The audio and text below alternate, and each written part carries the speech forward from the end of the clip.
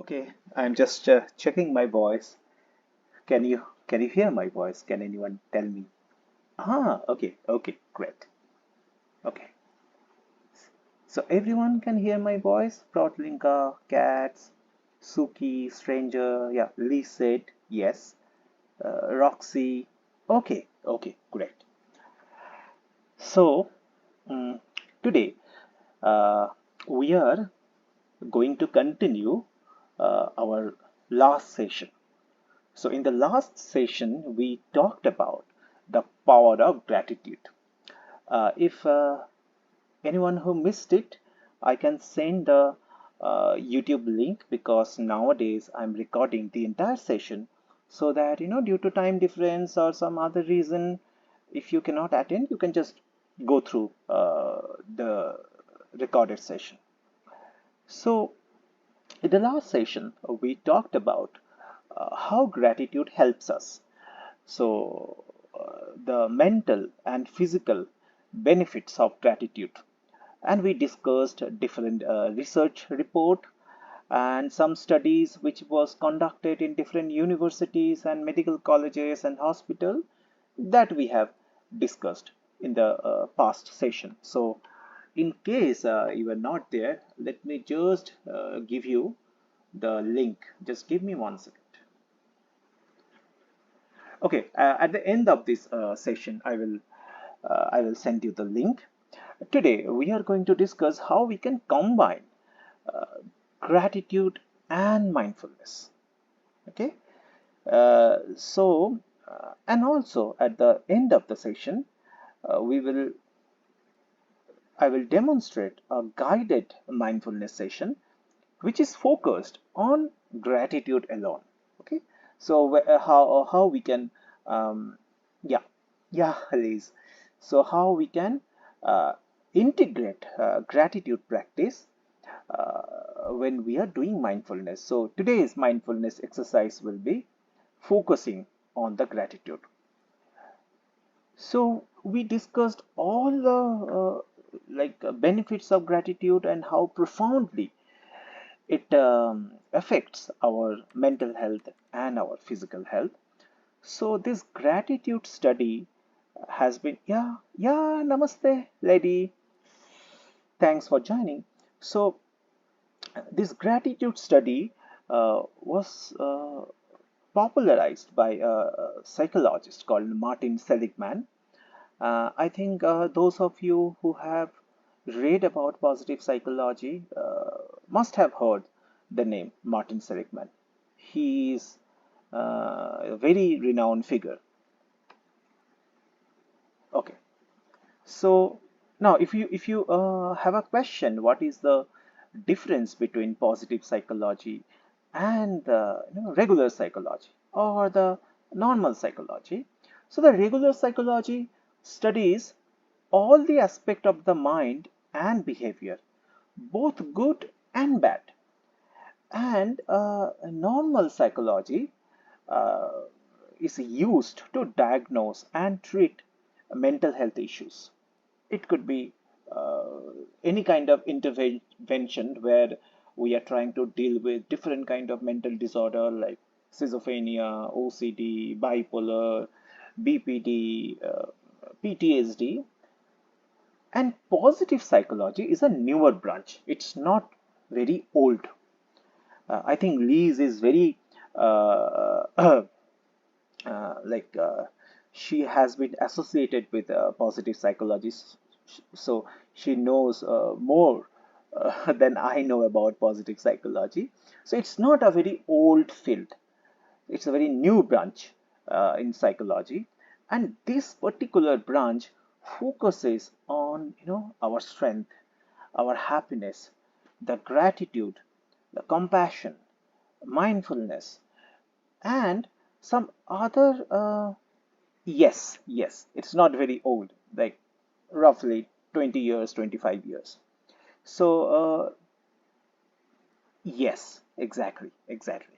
So so positive psychology focuses on on all this topic, and it tries that how we can make a person feel better.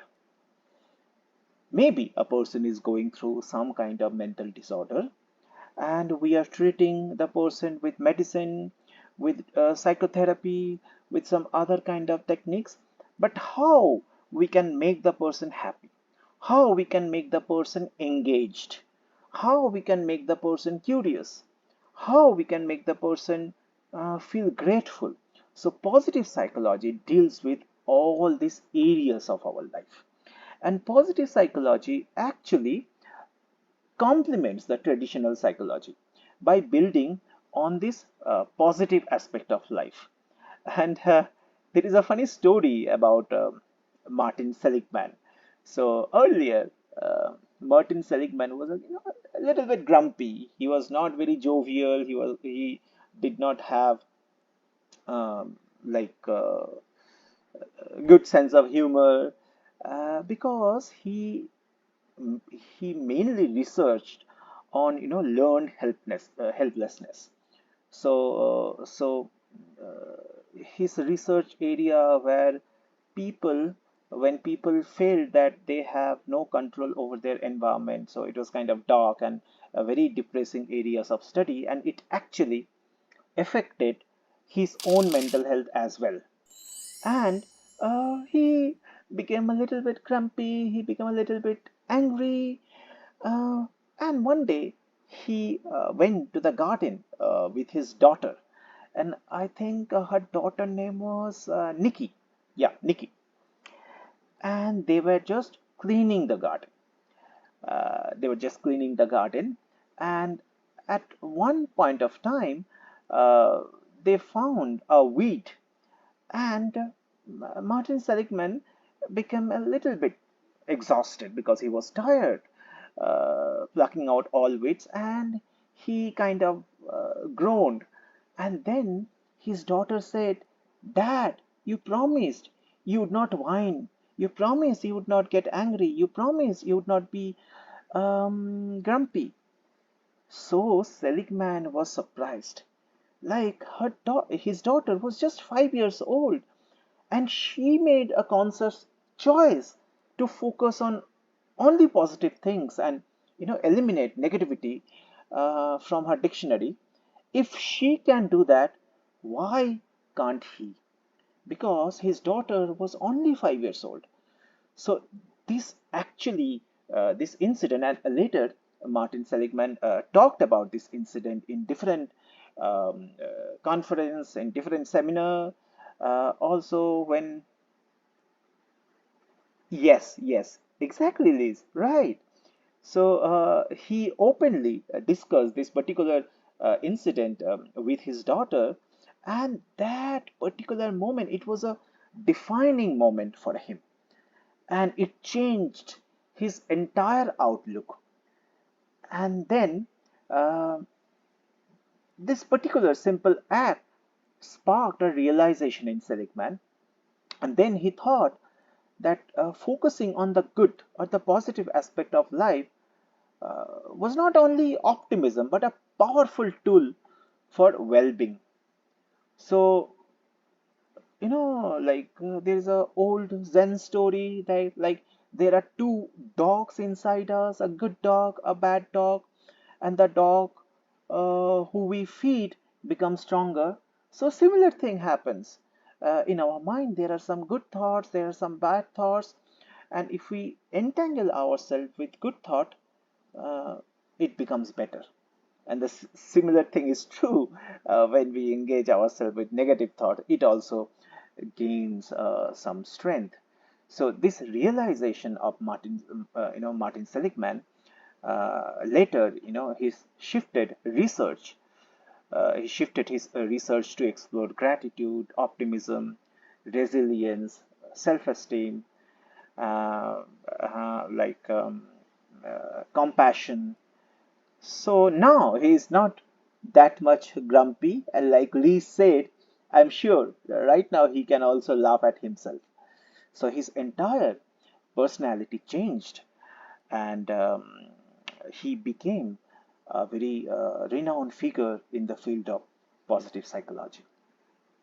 Now, So today also we are going to discuss a few studies which Martin Seligman conducted, and it actually helps us to believe in the power of practicing gratitude or the power of mindfulness, because these are empirical study which has some conclusion which is conducted just like any clinical trial for medicine, or it has been conducted in a very controlled environment, just like any other scientific research. So it gives us more faith, it gives us more confidence with this practice, because we get to know that this kind of practice has benefited other people, and it can also benefit ourselves. So that is the reason I always talk about different scientific research in our session, so that we have more faith, more confidence, and we have trust uh, with the practice that we are doing in our life, be it gratitude, be it mindfulness, be it any kind of thing. Okay, so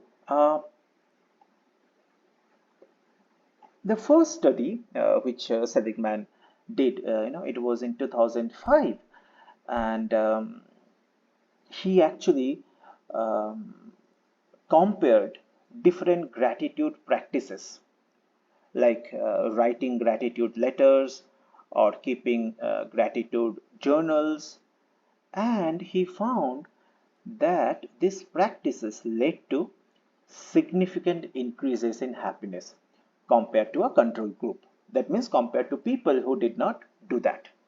So he studied some people who practiced gratitude in some form. Maybe they said thank you to people who opened their door, or maybe they gave some foods to poor people, or maybe those people who are living on the street, or maybe those people who send thank you notes to their friends and family.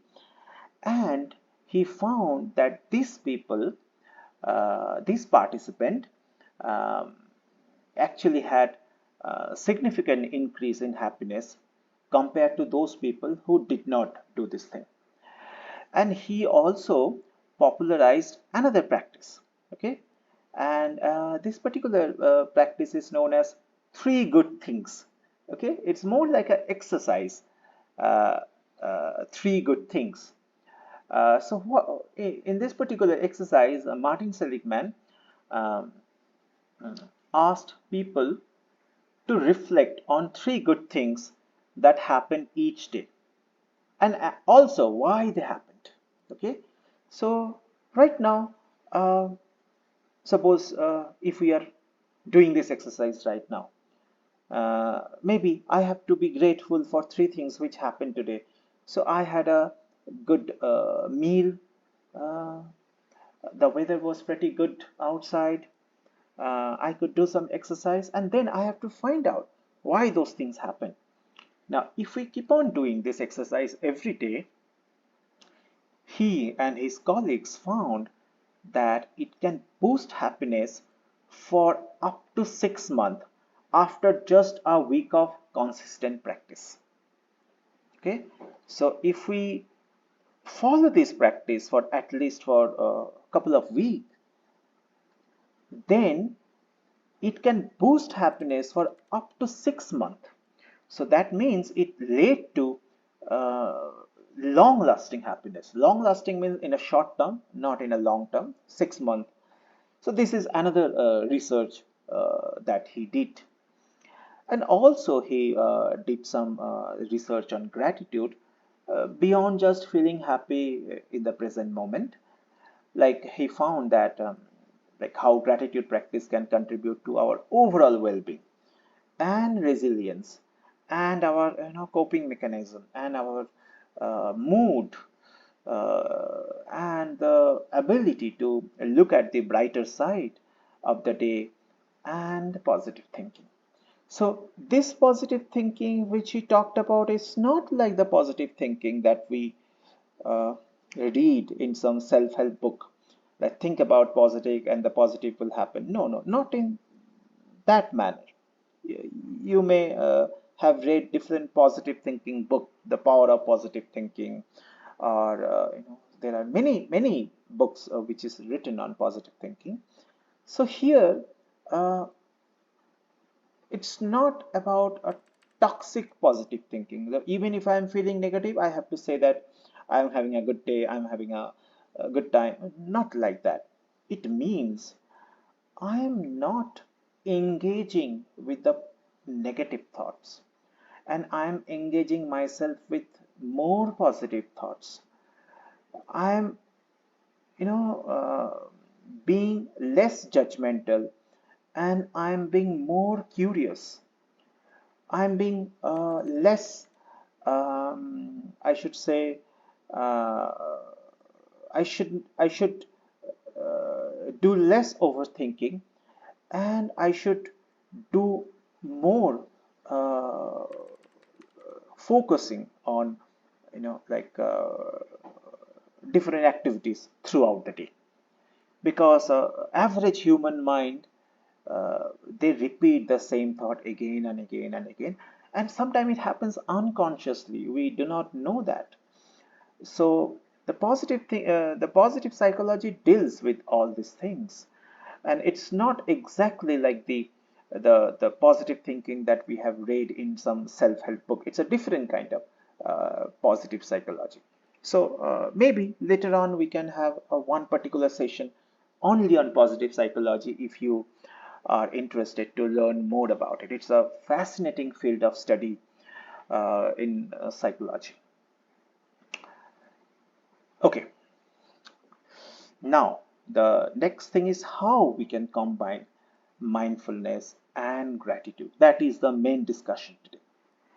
Now, mindfulness is basically focusing on the present moment through different kind of mindfulness meditation or mindfulness exercise.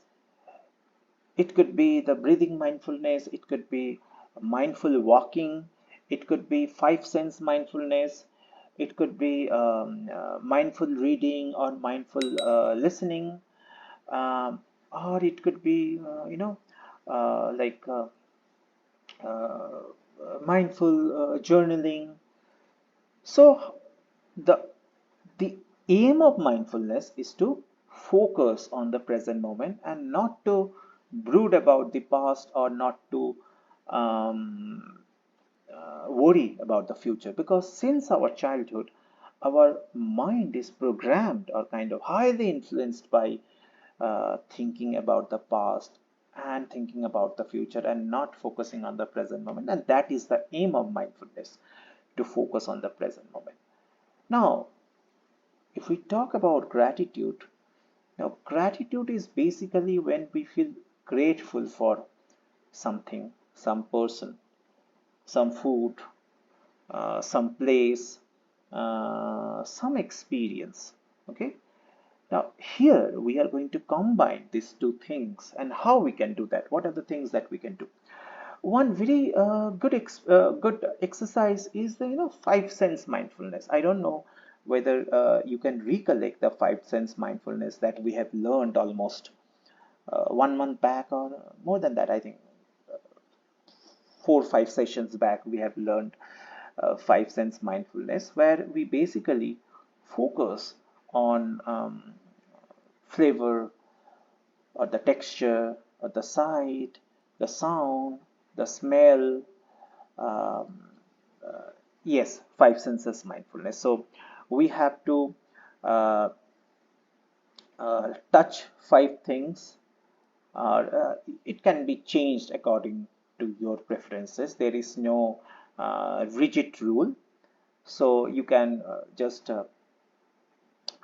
see five things, you can touch four things, you can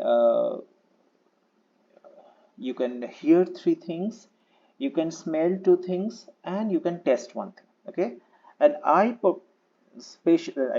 most of the time I practice this five sense mindfulness when I'm having a cup of coffee. So every day in the morning I try to practice it, the five sense mindfulness. So when we are doing this five sense mindfulness, or in psychology it's also called 5 4 3 2 1 process. And sometimes it is taught under CBT, cognitive behavioral therapy, uh, to people who are going through panic, like panic attack, or anxiety, or depression, or some kind of traumatic experience, because this is a grounding exercise where we ground ourselves into the present moment. So when we practice this five sense mindfulness, it actually deepens our appreciation for the experience. So when you see five things, when you touch four things, when you hear three things, when you smell two things, and then you taste one thing, you are actually immersing yourself into the present moment, and you are showing your gratitude to the present moment. You are showing your appreciation to the present moment. So, this is one exercise which actually combines both the mindfulness and the gratitude practice. Uh, Another thing that we can do, that is, throughout our day, we can pause for a few minutes. Okay, just for 1 minute or 2 minutes is fine. And mindfully, we can acknowledge something that we are grateful for. It could be anything, like it could be a cookies that you had with a cup of coffee. It could be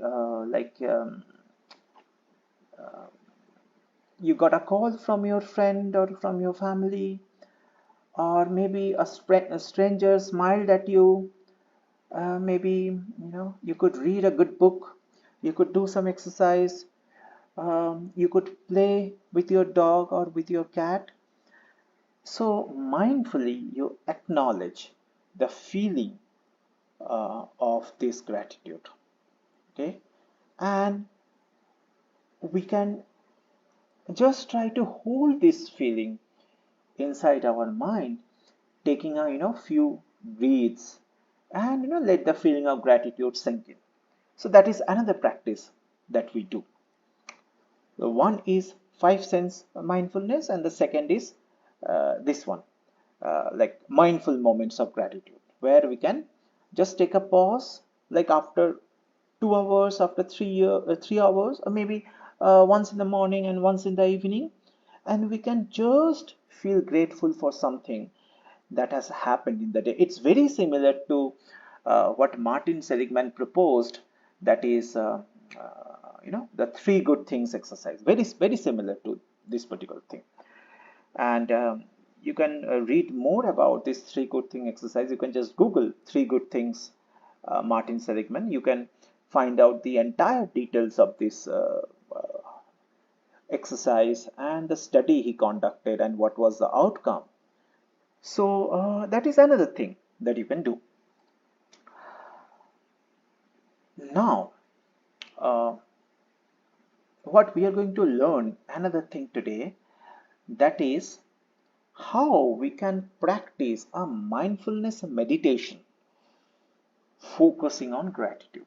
So these two things are kind of definitely these are mindfulness exercise, the five senses mindfulness and the mindful moments of a day.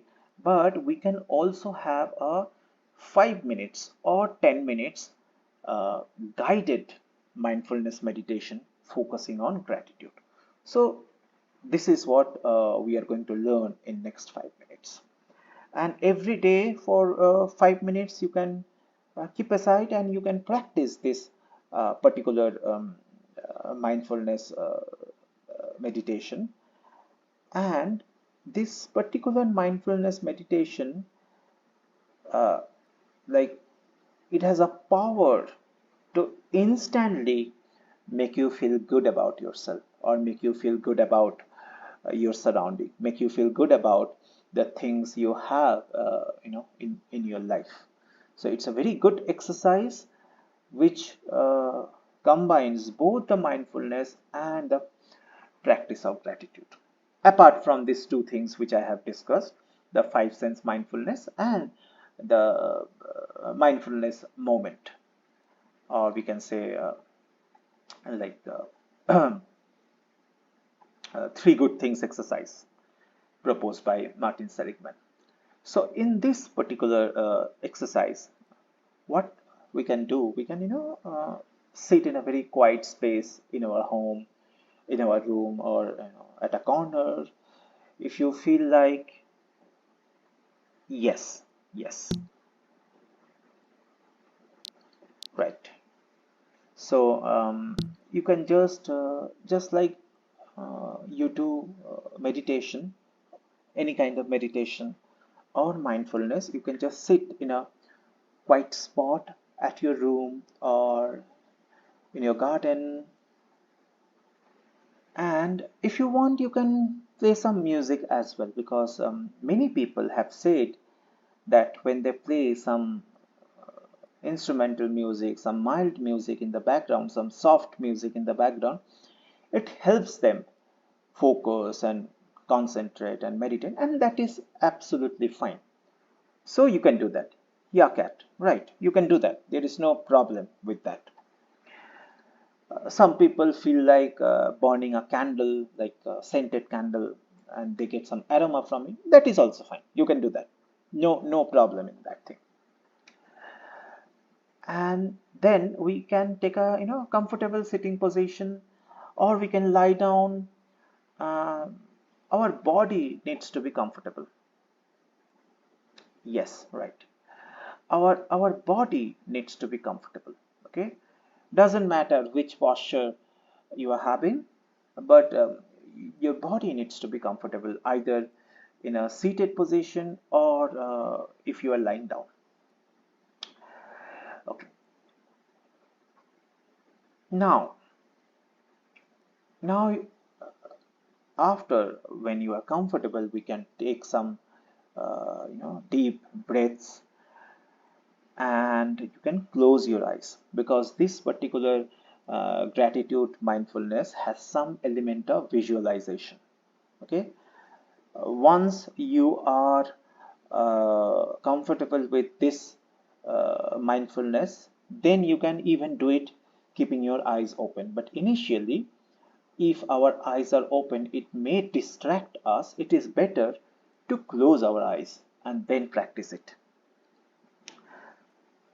So first we will take some deep breaths. We will do some deep breathing, or maybe the normal breathing is also fine. Okay, normal breathing is absolutely fine.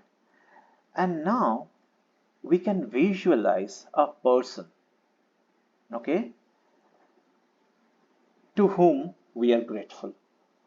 It could be our spouse, it could be our parents, it could be our teachers, it could be our friend, or it could be a stranger. That is also fine.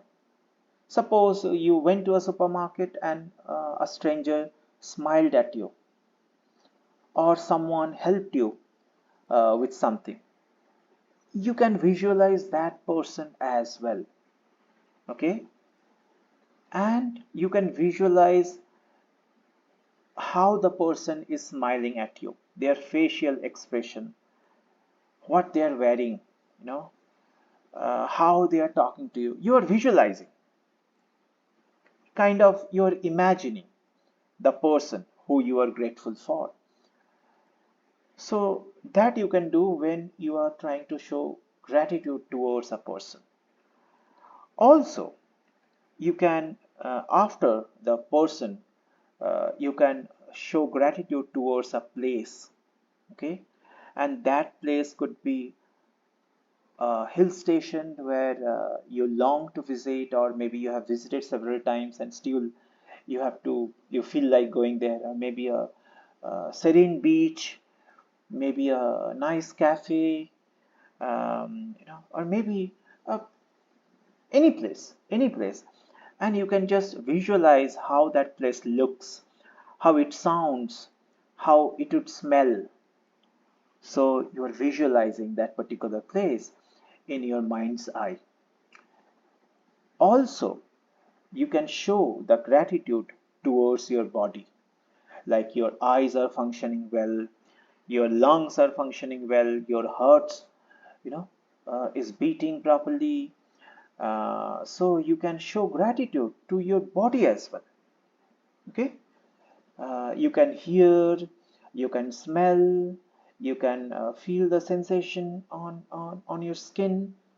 So that is that also you can do after you showed gratitude towards a place.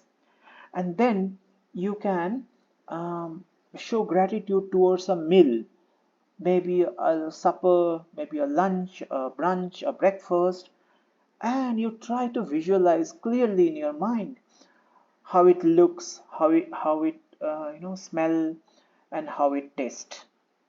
And last, you can show gratitude towards an animal, or even an insect, or even a tree. Okay, like how a dog is greeting you, how a dog is licking your face. uh, Notice what color they are, how they are playing with you.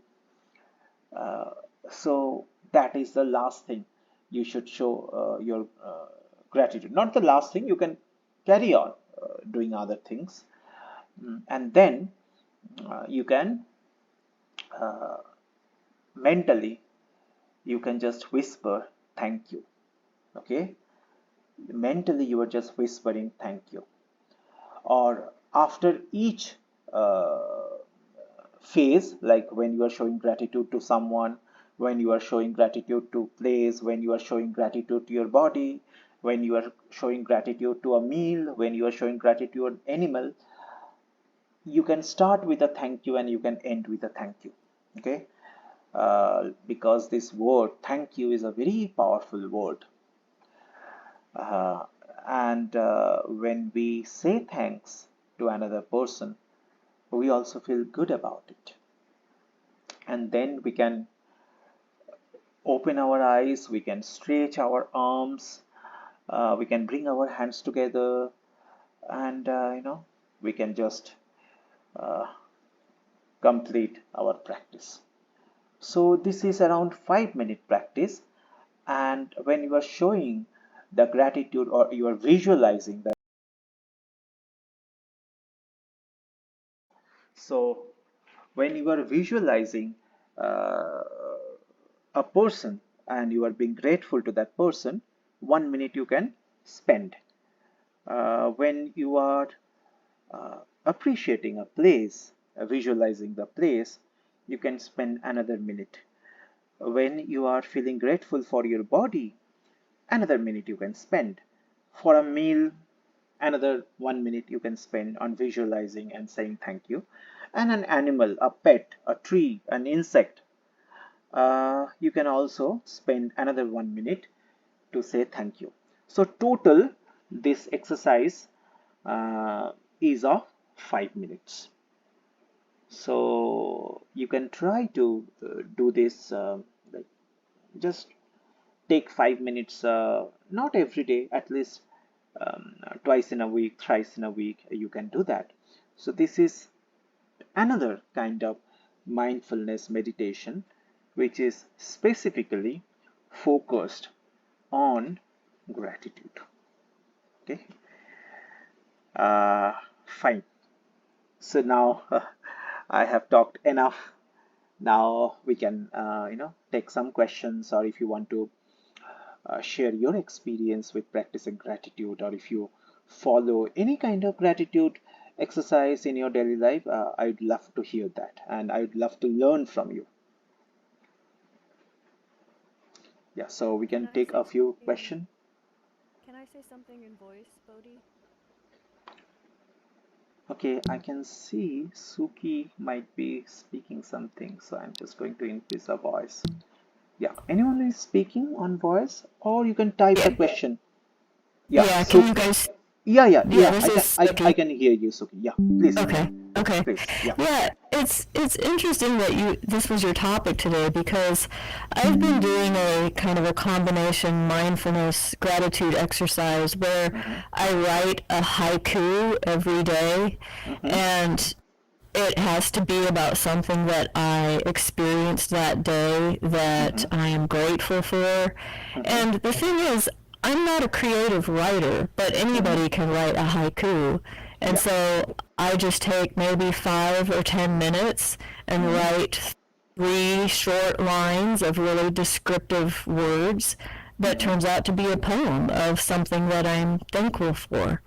Wow. So I have a haiku about my dog or about my Yeah. morning coffee or about a flower that I saw. It can be any tiny little thing, but it Right. keeps you grounded, or it keeps me grounded in the present moment because I'm constantly looking for that next thing that I'm going to write about.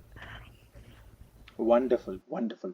Okay. I think uh, anyone knows what is haiku, or anyone does not know what is haiku? Haikus are basically a Japanese poetry which is written uh, on nature, or like day-to-day experiences, just like Suki said. Wow, great. So so haikus are very ancient form of poetry, I think from Japan. um, I don't know much about the origin and history of haikus, but yes, I have read many haikus. um, so we actually show deep appreciation about nature, about the things in our life, the good things, or sometimes we just scribble our thought and why it is good. Because the one thing is we are releasing our emotion. Any kind of writing is therapeutic. Okay, I think all writers would agree with that.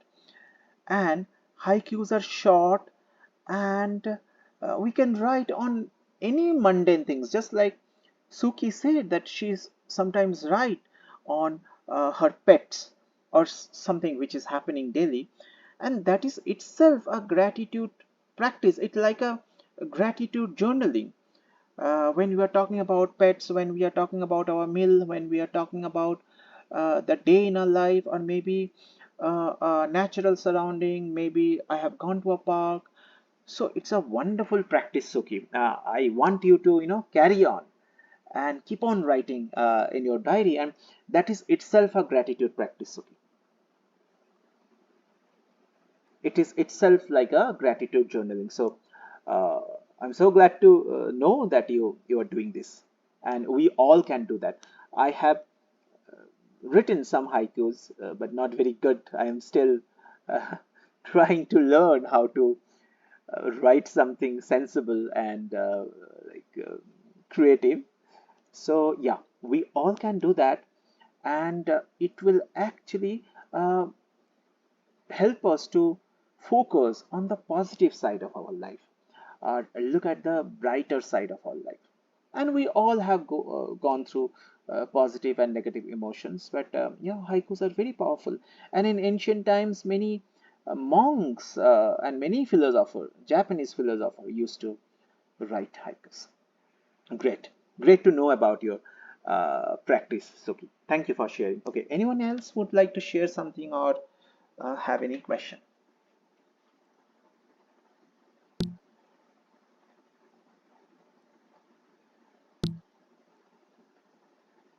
Any question or anything you'd like to share which might benefit another member here in this gathering?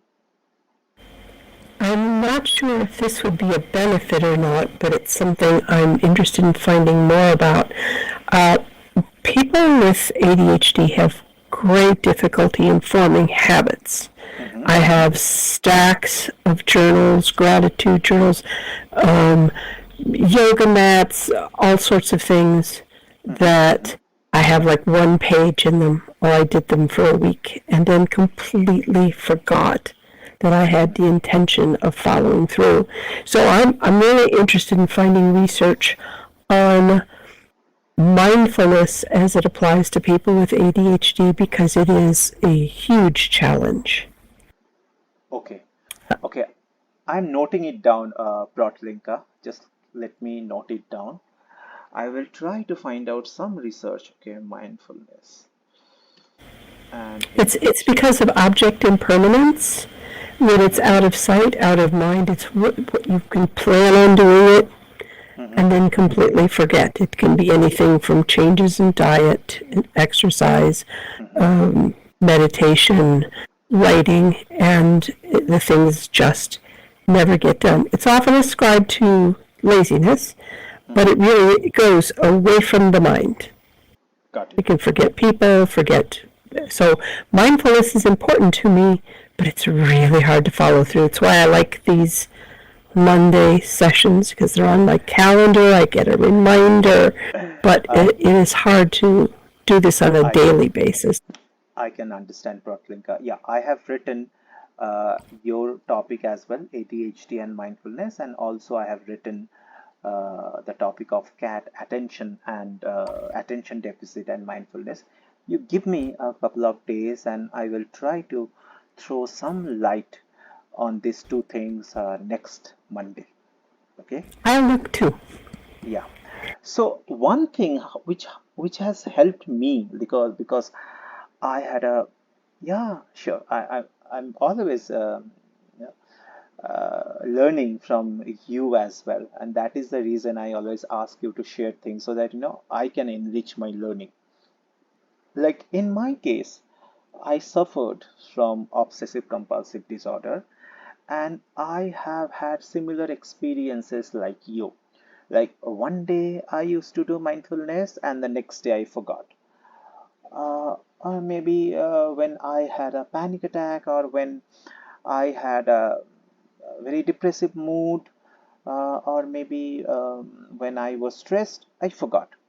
So, what my psychologist told, because when I was under therapy, my psychologist told to integrate mindfulness or any kind of practice like gratitude practice or compassion into things that we do in a daily manner. Okay, so I have a cup of coffee every day, and coffee is my favorite. Yeah, I know there could be a debate between tea and coffee, but I really love having coffee. So I have kind of made it a habit to practice five sense mindfulness whenever I am having a cup of morning coffee. Okay, so when we integrate things into something that we do in a daily manner, the chances are that we forget less. But yes, suppose I have gone outside in a restaurant or maybe in some other place, and there having a cup of coffee, I do not feel like doing the five sense mindfulness. So it happens. It happens. Uh, Another thing, like whenever I am walking, I have a terrace. So whenever I am walking, I try to practice. Uh, I try to take at least 7,000 to 8,000 steps a day, but not every day I can do that because I also work from home. That is my real life job. So I try to be mindful when I am walking because that is something which I am doing in a daily manner. But I have yet to study more about attention deficit and ADHD and how we can consistently practice all these things. For that, you need to give me at least 1 week. Next Monday, I can throw some light on that Protlinka and cats for ADHD and attention deficit. Yes, yes. Yeah, Liz, that is also true. Like doing it with another person. Yes, because that is the reason, we sometimes go to gym because when we go to gym, we see other people are doing exercise and we also get motivated.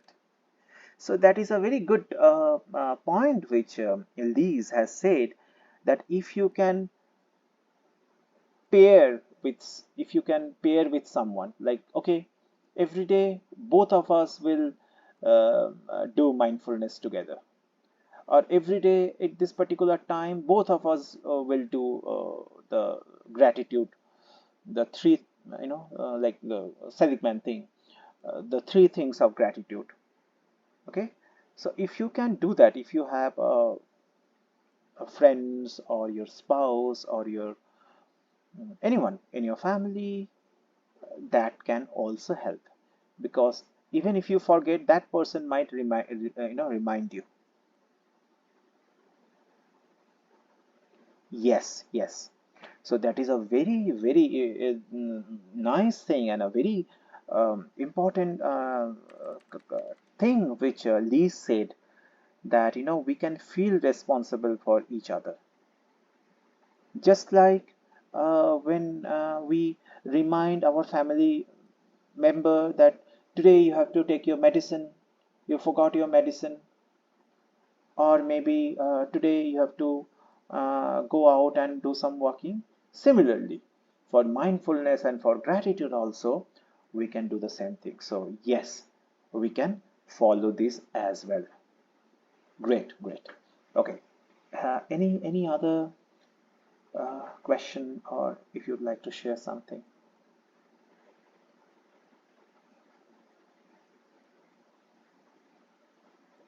Okay. You're most welcome, Liz. Okay, I think so. You do not have any question. Even if you have question in the future, you can always reach out to me.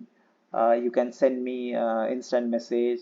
Some of the time I remain, away from keyboard, or sometimes I'm offline due to my real life job. But I love to hear your questions, and when I become free, I would love to give you the answers. Okay, so here I'm going to share you the YouTube channel where I keep on recording everyday session. So I'm just sharing the link. Just give me 1 second.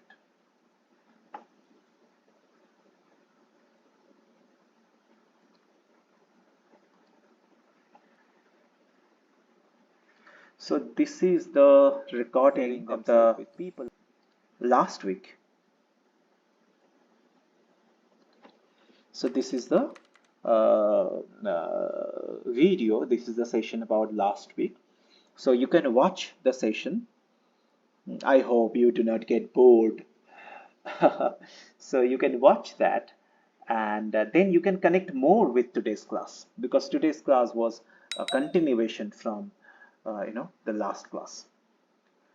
And I'm trying to have more videos, not only from Second Life, but in real life also. I have started giving some sessions to people, and I'm planning to upload more videos on the topic of mindfulness, gratitude, compassion, peace, and how we can scientifically, how we can improve um, our mental health. Okay. Yeah, sure, sure, Liz. So I will send you, uh, like tomorrow I can send you the website that I have. I have a page, and also in Second Life also I have a mindfulness kind of information center where you can go and you can, you know, like learn more about mindfulness.